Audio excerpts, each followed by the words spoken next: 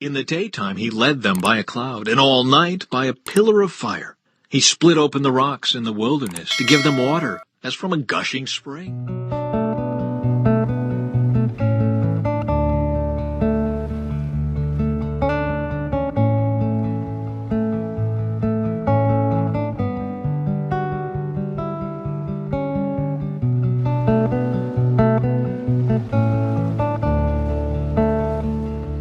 Warriors of Ephraim, though armed with bows, turned their backs and fled on the day of battle. They did not keep God's covenant and refused to live by his instructions. They forgot what he had done, the great wonders he had shown them, the miracles he did for their ancestors on the plain of Zoan in the land of Egypt. For he divided the sea and led them through, making the waters stand up like walls. In the daytime he led them by a cloud, and all night by a pillar of fire. He split open the rocks in the wilderness to give them water, as from a gushing spring. He made streams pour from the rock, making the waters flow down like a river.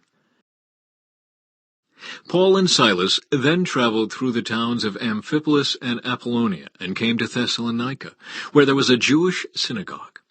As was Paul's custom, he went to the synagogue service, and for 3 Sabbaths in a row he used the Scriptures to reason with the people. He explained the prophecies and proved that the Messiah must suffer and rise from the dead. He said, "This Jesus I'm telling you about is the Messiah." Some of the Jews who listened were persuaded and joined Paul and Silas, along with many God-fearing Greek men and quite a few prominent women. But some of the Jews were jealous, so they gathered some troublemakers from the marketplace to form a mob and start a riot. They attacked the home of Jason, searching for Paul and Silas, so they could drag them out to the crowd. Not finding them there, they dragged out Jason and some of the other believers instead, and took them before the city council. "Paul and Silas have caused trouble all over the world," they shouted, "and now they are here disturbing our city too. And Jason has welcomed them into his home. They are all guilty of treason against Caesar, for they profess allegiance to another king, named Jesus." The people of the city, as well as the city council, were thrown into turmoil by these reports. So the officials forced Jason and the other believers to post bond, and then they released them. Paul and Silas in Berea. That very night the believers sent Paul and Silas to Berea.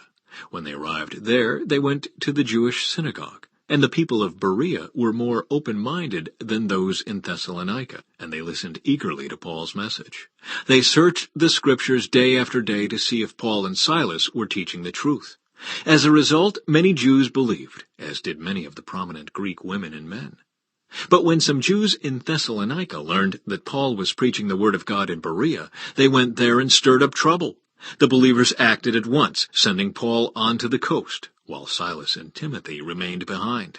Those escorting Paul went with him all the way to Athens. Then they returned to Berea with instructions for Silas and Timothy to hurry and join him. Paul preaches in Athens. While Paul was waiting for them in Athens, he was deeply troubled by all the idols he saw everywhere in the city. He went to the synagogue to reason with the Jews and the God-fearing Gentiles, and he spoke daily in the public square to all who happened to be there. He also had a debate with some of the Epicurean and Stoic philosophers. When he told them about Jesus and his resurrection, they said, "What's this babbler trying to say with these strange ideas he's picked up?" Others said, "He seems to be preaching about some foreign gods." Then they took him to the high council of the city. "Come and tell us about this new teaching," they said. "You are saying some rather strange things, and we want to know what it's all about." It should be explained that all the Athenians, as well as the foreigners in Athens, seemed to spend all their time discussing the latest ideas. Elah, son of Baasha, began to rule over Israel in the 26th year of King Asa's reign in Judah. He reigned in the city of Tirzah for 2 years. Then Zimri, who commanded half of the royal chariots, made plans to kill him. One day in Tirzah, Elah was getting drunk at the home of Arza, the supervisor of the palace. Zimri walked in and struck him down and killed him. This happened in the 27th year of King Asa's reign in Judah.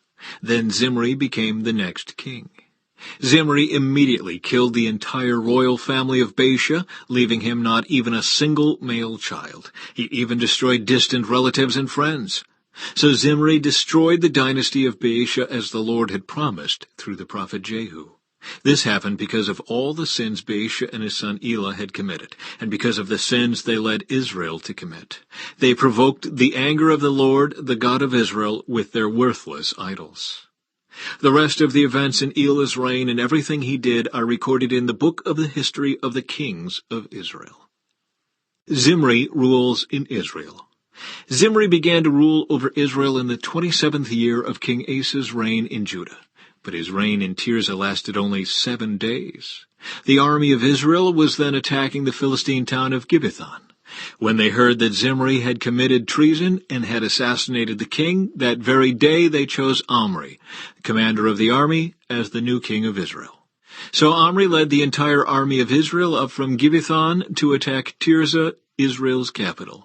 When Zimri saw that the city had been taken, he went into the citadel of the palace and burned it down over himself and died in the flames. For he too had done what was evil in the Lord's sight. He followed the example of Jeroboam in all the sins he had committed and led Israel to commit. The rest of the events in Zimri's reign and his conspiracy are recorded in the book of the history of the kings of Israel. Omri rules in Israel. But now the people of Israel were split into 2 factions. Half the people tried to make Tibni, son of Ginneth, their king, while the other half supported Omri. But Omri's supporters defeated the supporters of Tibni. So Tibni was killed, and Omri became the next king. Omri began to rule over Israel in the 31st year of King Asa's reign in Judah. He reigned 12 years in all, 6 of them in Tirzah. Then Omri bought the hill now known as Samaria from its owner Shemer for 150 pounds of silver. He built a city on it and called the city Samaria in honor of Shemer. But Omri did what was evil in the Lord's sight, even more than any of the kings before him. He followed the example of Jeroboam, son of Nebat, in all the sins he had committed, and led Israel to commit. The people provoked the anger of the Lord, the God of Israel, with their worthless idols. The rest of the events in Omri's reign, the extent of his power, and everything he did are recorded in the book of the history of the kings of Israel. When Omri died, he was buried in Samaria. Then his son Ahab became the next king. Ahab rules in Israel. Ahab, son of Omri, began to rule over Israel in the 38th year of King Asa's reign in Judah. He reigned in Samaria 22 years. But Ahab, son of Omri, did what was evil in the Lord's sight, even more than any of the kings before him. And as though it were not enough to follow the example of Jeroboam, he married Jezebel, the daughter of King Ethbaal of the Sidonians, and he began to bow down in worship of Baal. First, Ahab built a temple and an altar for Baal in Samaria. Then he set up an Asherah pole. He did more to provoke the anger of the Lord, the God of Israel, than any of the other kings of Israel before him. It was during his reign that Hiel, a man from Bethel, rebuilt Jericho. When he laid its foundations, it cost him the life of his oldest son, Abiram. And when he completed it and set up its gates, it cost him the life of his youngest son, Segub. This all happened according to the message from the Lord concerning Jericho spoken by Joshua, son of Nun.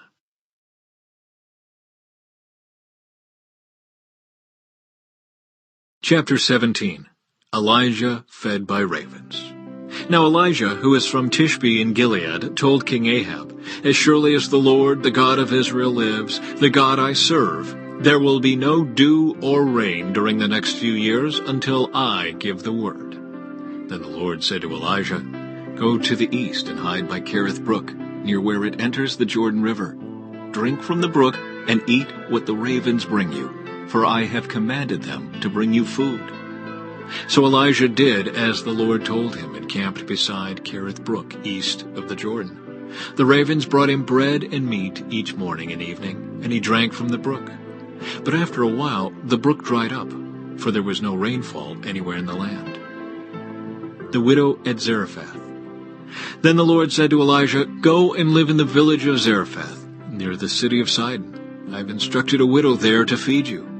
So he went to Zarephath. As he arrived at the gates of the village, he saw a widow gathering sticks, and he asked her, "Would you please bring me a little water in a cup?" As she was going to get it, he called to her, "Bring me a bite of bread, too." But she said, I swear by the Lord your God that I don't have a single piece of bread in the house, and I have only a handful of flour left in the jar and a little cooking oil in the bottom of the jug. I was just gathering a few sticks to cook this last meal, and then my son and I will die." But Elijah said to her, "Don't be afraid. Go ahead and do just what you've said, but make a little bread for me first. Then use what's left to prepare a meal for yourself and your son. For this is what the Lord, the God of Israel, says, there will always be flour and olive oil left in your containers until the time when the Lord sends rain and the crops grow again." So she did as Elijah said, and she and Elijah and her son continued to eat for many days.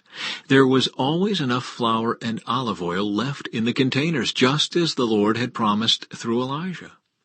Some time later, the woman's son became sick. He grew worse, and finally he died. Then she said to Elijah, "Oh, man of God, what have you done to me? Have you come here to point out my sins and kill my son?" But Elijah replied, "Give me your son." And he took the child's body from her arms, carried him up the stairs to the room where he was staying, and laid the body on his bed. Then Elijah cried out to the Lord, "O Lord my God, why have you brought tragedy to this widow who has opened her home to me, causing her son to die?"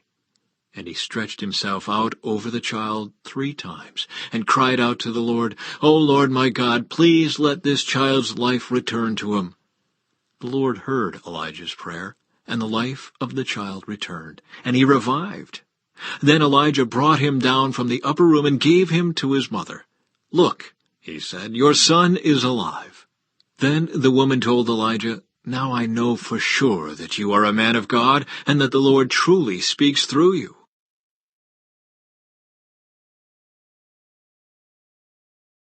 Later on, in the 3rd year of the drought, the Lord said to Elijah, "Go and present yourself to King Ahab. Tell him that I will soon send rain." So Elisha went to appear before Ahab. Meanwhile, the famine had become very severe in Samaria, so Ahab summoned Obadiah, who was in charge of the palace. Obadiah was a devoted follower of the Lord. Once, when Jezebel had tried to kill all the Lord's prophets, Obadiah had hidden 100 of them in 2 caves. He put 50 prophets in each cave and supplied them with food and water. Ahab said to Obadiah, "We must check every spring and valley in the land to see if we can find enough grass to save at least some of my horses and mules." So they divided the land between them. Ahab went one way by himself, and Obadiah went another way by himself. As Obadiah was walking along, he suddenly saw Elijah coming toward him. Obadiah recognized him at once and bowed low to the ground before him. "Is it really you, my lord Elijah?" he asked. "Yes, it is," Elijah replied. "Now go and tell your master Elijah is here." "Oh, sir," Obadiah protested, "what harm have I done to you that you are sending me to my death at the hands of Ahab? For I swear by the Lord your God that the king has searched every nation and kingdom on earth from end to find you. And each time he was told, 'Elijah isn't here,' King Ahab forced the king of that nation to swear to the truth of his claim. And now you say, 'Go and tell your master Elijah is here.' But as soon as I leave you, the Spirit of the Lord will carry you away to who knows where. When Ahab comes and cannot find you, he will kill me. Yet I have been a true servant of the Lord all my life. Has no one told you, my lord, about the time when Jezebel was trying to kill the Lord's prophets? I hid 100 of them in 2 caves and supplied them with food and water. And now you say, 'Go and tell your master Elijah is here.' Sir, if I do that, Ahab will certainly kill me." But Elijah said, "I swear by the Lord Almighty, in whose presence I stand, that I will present myself to Ahab this very day."